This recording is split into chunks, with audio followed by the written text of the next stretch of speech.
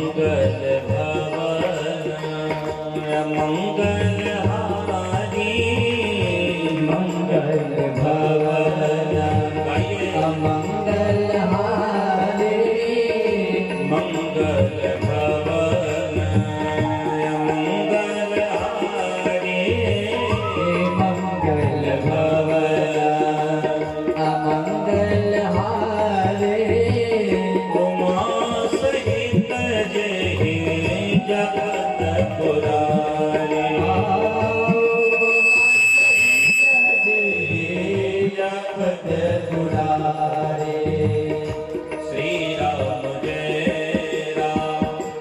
जय राम श्री राम जय जय श्री राम जय जय राम श्री राम जय जय राम श्री राम जय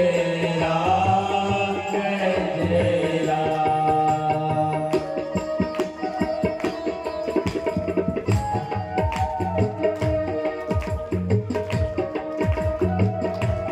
हरि बोल।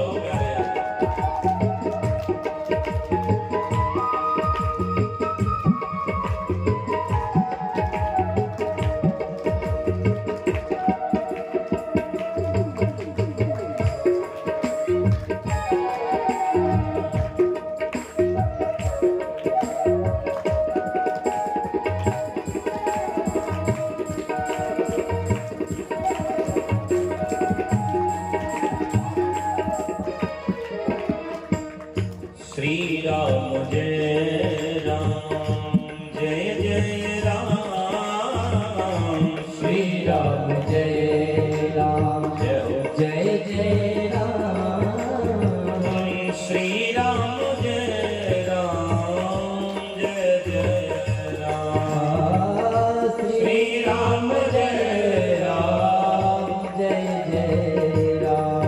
सीताराम राम राम राजा राम राम राम सीताराम राम राम राजा राम राम राम सीताराम राम राम राजा राम राम राम सीताराम राम राम राजा राम राम राम सीताराम राम राम राजा राम राम राम सीताराम राम राम राजा राम राम राम सीताराम राम राम राजा राम राम राम सीताराम राम राम राजा राम राम राम राधे श्याम श्याम श्याम राधे श्याम श्याम श्याम राधे श्याम श्याम श्याम राधे श्याम श्याम श्याम भजले राम राम राम भजले राम राम राम भजले राम राम राम भजले राम राम राम मीठा राम राम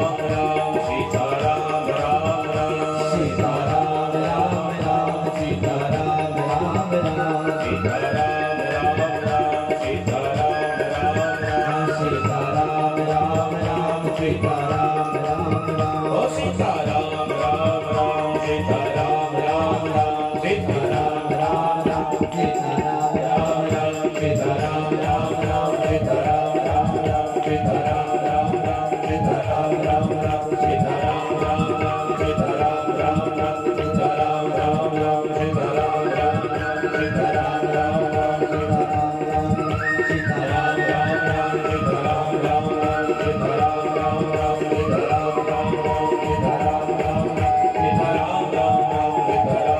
राम सीताराम राम राम सीताराम राम राम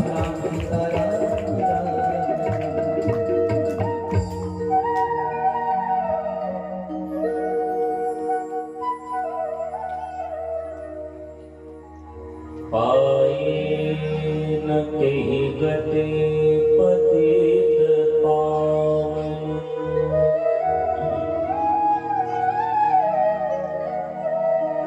राम भजे सुनो सठ मना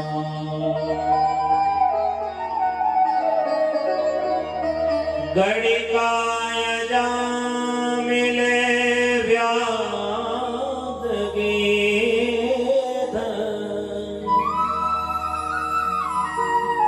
गजा दिखल तारे घना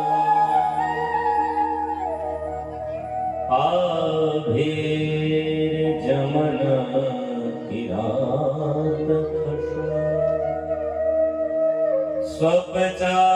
स्वपचादयति अघरूपते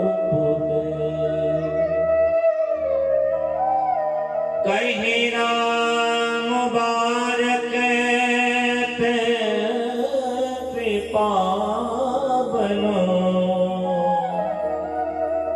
हो ही राम नमामिते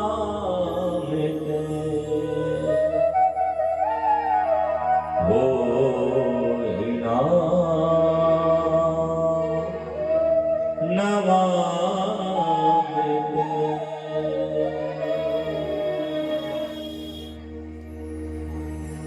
परम मंगल में भगवान की दिव्य सुधारस में वृष्टि के स्वरूप में समस्त जगत के कल्याण करने में सर्वसमर्थ पृथ्वी के रजकणों की गणना शायद संभव हो, समुद्र के जलबिंदु की गणना शायद संभव हो, लेकिन जिसके चरित्र जिसके राम की महिमा कदाचित असंभव है, ऐसे भगवान श्री सीताराम जी को कोटि कोटि प्रणाम। श्री हनुमान जी महाराज जी को कोटि कोटि प्रणाम। जिस मानस को रचे महेश निज मानस राखा, ऐसे भगवान भूतनाथ भोलेनाथ जी को कोटि कोटि प्रणाम। आप सभी सन्मुख विराजमान समस्त श्रोता समाज के हृदय में बैठे भगवान श्री सीताराम जी के चरणों में भी कोटि कोटि प्रणाम। हमारा आपका ये बड़ा सौभाग्य है कि हम सभी लोग एक तारतम्य में बैठ करके भगवान की कथा को श्रवण कर रहे हैं। कल की जो की बेला की हमने कल पहले ही कह दिया कि परिचय का दिवस। परिचय मनुष्य का नहीं होना चाहिए, कदाचित अगर कभी परिचय करना हो तो कदाचित परमात्मा से ही परिचय करो।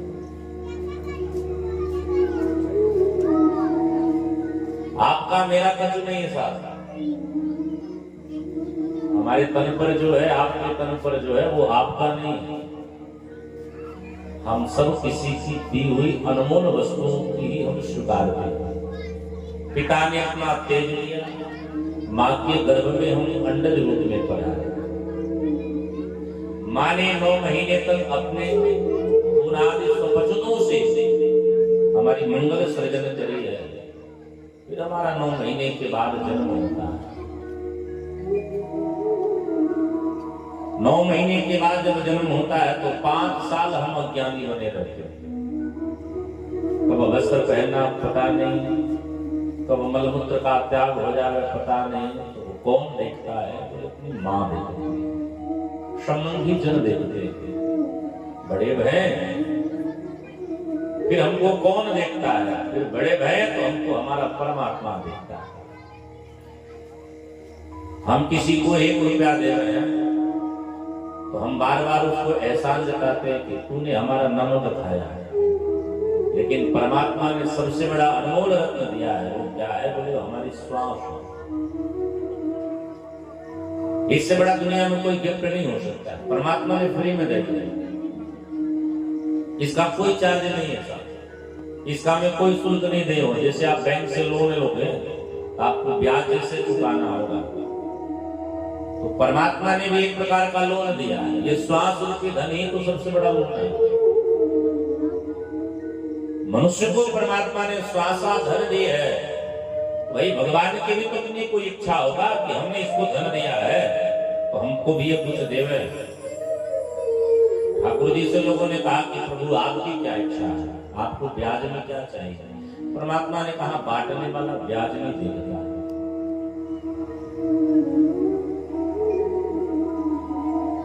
लोगों ने कहा फिर भी कुछ तो चाहिए। भगवान कहते हैं जगत वालों से बस एक व्याज के विषय में तुम वार्ता करें। कहीं ना मुबारक ते पावन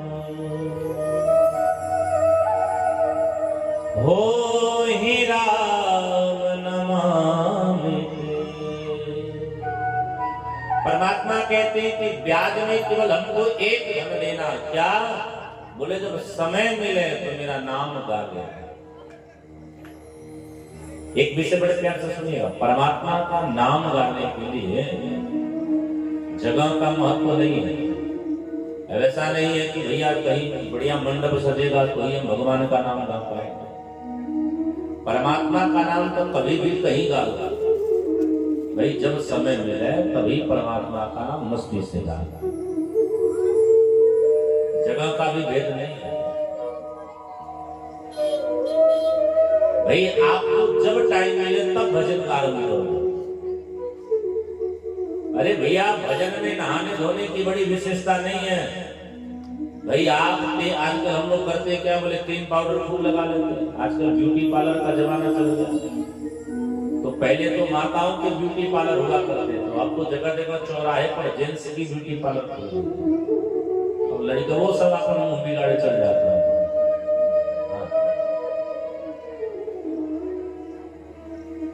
आजकल तो ऐसे बाल कटिंग होता है ना कि जैसे लगता है कुकुर सुअर।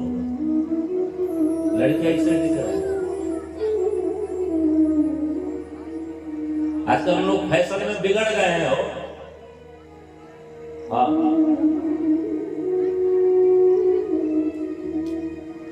हम अभी मई के लास्ट महीने में सागर जनपद में हम श्री राम कथा करने गए। तो हम एक लड़का के कपड़ा पहना हुआ देखे, तो पैंटवा कम से कम 20 जगह फटा था। हाँ, हम उत्सुकता पूर्वक बोले भैया इधर आओ। तो बोला कितई आओ। उधर की भाषा कितई। हम बोले कितई आओ। हम बोले का पहने हो? तो कहा डैमेज जींस। हमके भैया तो आज चरित्र भी डैमेज हो रहा है। ध्यान से सुनना, पहले गरीबी में फटा हुआ हम पैंट पहनते हैं। आजकल हर व्यक्ति मानसिक गरीब हो गया है, इसलिए अमीरी में भी हम फटे पहन के घूमने लगे। हम मानसिक गरीब होते जा रहे हैं।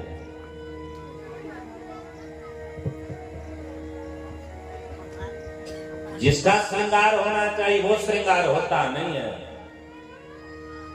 आत्मा का श्रृंगार करो, मन का श्रृंगार करो, साबु होता नहीं है, कारण मन लगता नहीं है। लेकिन शरीर का, चेहरे की श्रृंगार तो खूब गजब की होती है। कल की ब्याह शादी हो ना तो चारों तरफ सब चूड़ी नहीं घूमती, उनमें भी थोड़ा जड़िया जो मेकअप कराया हो तो वही उसकी दृष्टि होगी जहां कैमरा वाला आए। बोले 500 रुपया लगा के ब्यूटी पार्लर से लौटते हैं। हमारी बहनें माताएं बड़े प्यार से सुनना, हंसना नहीं, ध्यान से सुनना। शरीर का श्रृंगार करोगे तो लुच्चे लफंगे बदमाश नजर डालते हैं। ध्यान में रखना। जितनी हमारी बहनें हैं, इस भाई की बात बड़े ध्यान से सुनना। शरीर का श्रृंगार करोगे तो लुच्चे लफंगे बदमाश नजर डालते हैं, परंतु आत्मा का श्रृंगार करोगे तो परमात्मा नजर डालते हैं। श्रृंगार तो आत्मा का होना चाहिए। अच्छा, हमारे जितनी मैया है सब दुनिया वालों के दरबार में जाएंगे तो एकदम सब धस के जाएंगे, जितना गहना गुड़िया बस सब जाएंगे पहन के, काहे पर दिखाना। लेकिन असली श्रृंगार करके कहाँ ना चाहिए, बोले भगवान के मंदिर में जाइए, कथाओं में श्रृंगार करके जाइए। क्यों? कहीं भगवान का मन तुम पे भी चल गया तो फिर दुनिया को और प्रेमी की जरूरत है। जगत का जो सबसे बड़ा प्रेमी है वो प्रियतम परमात्मा है। इसलिए भैया भजन का कोई जगह नहीं है। मैं तो स्पष्ट कहता हूँ, भजन करने के लिए नहावे धोवे की भी जरूरत नहीं। जब समय मिले तभी स्मरण आए। एक बार एक मुझे कथा याद आती है, श्री भक्तमाल जी में श्री नाभाग जी महाराज लेकर के किसी नगर में एक बार जगत गुरु श्री वल्लभाचार्य जी महाराज बना। हमारे साधु समाज के बहुत बड़े अच्छे संत हैं जगत गुरु श्री वल्लभाचार्य जी महाराज। ऐसे खरभिटिया नामक मानो कोई गांव होगा, ऐसे गांव में पधारे, बड़े बड़े लोग आए मिलने के लिए। एक सेठ आया, सेठ से वल्लभाचार्य जी ने कहा कहो तुमको क्या चाहिए। सेठ ने कहा हमको महाराज चाहिए क्या, धन संपत्ति खूब भरा पड़ा है। वल्लभाचार्य जी ने कहा तुम कुछ मांग लो। तो उसने कहा महाराज हमको भजन करना है, भजन करने के लिए टाइम नहीं मिल पा रहा। बड़े प्यार से सुनो। वल्लभाचार्य जी ने कहा तो टाइम क्या बात, तो सुबह स्नान करो और स्नान करके 5 मिनट ठाकुर जी का सुन्न कर लो। बोले महाराज हम स्नान ही करते हैं 2 बजे दोपहर में। कारण बोले उठ के ही बस हिसाब लगाना शुरू कर देते हैं। सेठ जी से वल्लभाचार्य जी ने कहा टाइम नहीं है। बोले नहीं है। बोले एक बात और है महाराज, ठंडी में नहाने से बड़ा डर लगता है। हमारे अवधि में कहावत है, अच्छे पूत के 3 स्नान, खिचड़ी सतुआ, खिचड़ी फगुआ और सतुआ। अच्छा आदमी 3 दिन नहाता, एक खिचड़ी के नहा लेगा, एक दिन फगुआ अब होली के दिन नहा लेगा, एक सतुआन व्रत होता है उस दिन नहा लेगा। हो गया अच्छे पूत के 3 नहा। वल्लभाचार्य जी से सेठ ने कहा महाराज मुझे नहाने से भी डर लगता है और बिना भगवान को नहाए हम स्मरण तो कर नहीं सकते। वल्लभाचार्य जी ने कहा कहाँ ले, हम तुमको भजन करना बताते हैं, आप सभी याद कर लो, नोट कर लो, ऐसा भजन आरंभ करो। वल्लभाचार्य जी ने कहा काम करो, सरल भाषा में तुमको भजन बताते हैं, न 1 पैसा लगनी है न कहीं जाना है, पर पक्की भजन है, करो जीवन मस्त हो जाएगा। सेठ ने कहा बताइए। वल्लभाचार्य जी ने कहा काम करना, जब सुबह सो करके उठना तो बस नहाने की जरूरत नहीं है, बिस्तर पर चुपचाप बैठ जाना। फिर की भक्ति बताए रहे साथ, आंख बंद कर लेना, इतना सोचना कि हम गंगा यमुना सरयू में हम स्नान करने गए। अब भाई जब सोचना ही है तो काहे के लिए स्टील तावा, ऐसा विचार करना कि चांदी के घड़े में हम वो जल लेकर के आए जिस पवित्र नदी में स्नान करेंगे, लेकर के आओ, मानसिक में ठाकुर जी को नहलाओ, ठाकुर जी को मानसिक भोग लगाओ, मानसिक आरती कर लो, प्रणाम कर लो, फिर अपने दिनचर्या में लग जाओ। सबसे बड़ी भक्ति है। सेठ बड़ा कंजूस था, उसने कहा साहब बहुत बढ़िया भक्ति बताई। आप तो सुबह सुबह आरंभ कर दी, पहले 5 मिनट, फिर 10 मिनट, फिर 20 मिनट, मन लगते लगते 24 घंटे ही इसी भक्ति में वो रमा रहा है। कुछ काल बीतने के बाद एक दिन सेठ ने मन में विचार किया कि मैं यमुना स्नान करने गया और आज इसने विचार किया कि मैं चांदी में नहीं सोने के घड़े में मैं यमुना जल को लेकर के आ गया। और बंधुओं इसने लड्डू गोपाल जी को, जैसे हमारे ठाकुर जी हैं ऐसे लड्डू गोपाल जी महाराज जी को उस सोने के बढ़िया घड़े में लाए हुए जल से स्नान कराया। और आज भगवान को भोग क्या लगाया, बोले आज भगवान को भोग लगाया है वो दूध और मिश्री। अब मानसिक है तो थोड़ी मानसिक रूप में मिश्री ज्यादा पड़ेगी। पहले से आदमी कंजूस, तो सेठ ने सोचा कि मिश्री पड़ गई है ज्यादा, थोड़ा मिश्री निकाल लो कल काम आ जाए। ऐसे टटोरने लगा, टटोरी। भगवान हंसने लगे, बोले बड़ा पागल, इसके बाप का पैसा लग नहीं रहा, फ्री में अगर थोड़ी मिश्री ही ज्यादा पड़ेगी उसमें भी ये निकालना चाह रहा। तो ठाकुर जी प्रकट होकर के उसकी बाह पकड़ लिए और बाह पकड़ करके कहते हो भैया आप तो कंजूसी छोड़ दे। इसकी आंखें खुल गई, सामने क्या देख रहा है, बोले भगवान श्याम सुंदर मंद मंद मुस्कुरा रहे हैं और कहने गजब का तू भक्त है, तू जैसा कंजूस मैंने नहीं देखा। उसने कहा महाराज आज समझ में आ गई कि तुम जाते 70 से भी जीते, भगवान को बाधो साहब जैसे जी बाधा। संतों की बड़ी प्यारी है। बाधा था द्रौपदी तुम्हें चार तार में, बाधा था द्रौपदी तुम्हें चार तार में, कुब जाने लिया बाध, कुब जान लिया बाध एक पुष्पहार में, बाधा था द्रौपदी तुम्हें चार तार में, बाधा था द्रौपदी तुम्हें जान जार में, कुब जान लिया बाध, कुब जान लिया बाध एक पुष्पहार में, बाधा था द्रौपदी तुम्हें चार तार में, बाधा था द्रौपदी।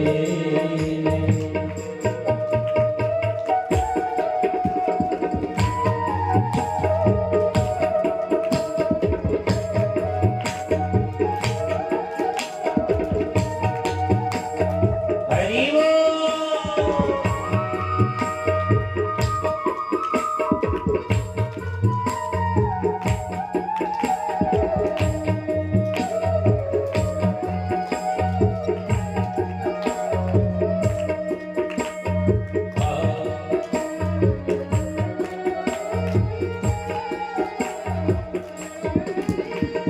बांधा था तुम्हें साथ खिला भक्त विदुर ने, बांधा था तुम्हें साथ खिला भक्त विदुर ने, गढ़काल सुआराम, गढ़काल सुआराम बढ़ के पुकार में, बाधा था द्रौपदी तुम्हें चार तार में, बाधा था द्रौपदी।